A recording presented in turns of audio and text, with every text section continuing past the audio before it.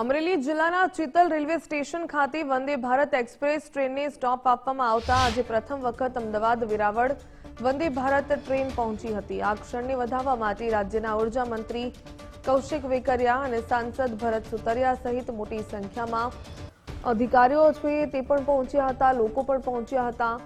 છેલ્લા કેટલાક દિવસોથી કરાયેલી રજૂઆતો બાદ મળેલી આ ભેટથી અમરેલી જિલ્લાની કનેક્ટિવિટીમાં મોટો વધારો થયો છે।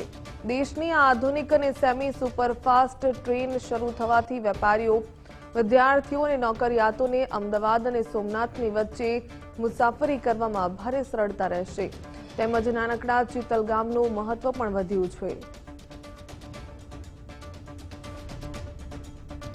અમરેલી જિલ્લા માટે મોટામાં મોટો ફાયદો થવાનો છે। લોકોને ધંધા રોજગાર માટે કાંઈ એમયુ કરવાના હોય તો અમદાવાદ, સુરત, મુંબઈ સુધી જવાનું હોય તો અહીંથી પહોંચવા માટેની કોઈ રાતની ટ્રેન નહોતી, એવી ફાસ્ટ ટ્રેન નહોતી।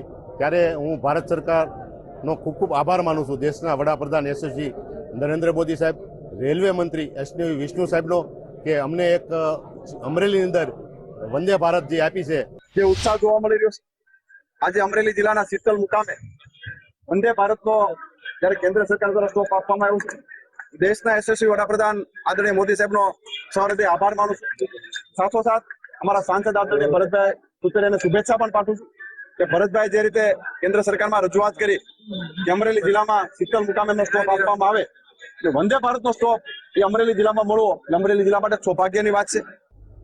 વંદે ભારત ટ્રેન શરૂ થવાથી અમરેલી જિલ્લાને અને અમરેલી જિલ્લાના મુસાફરોને બહુ જ મોટો ફાયદો થવાનો છે।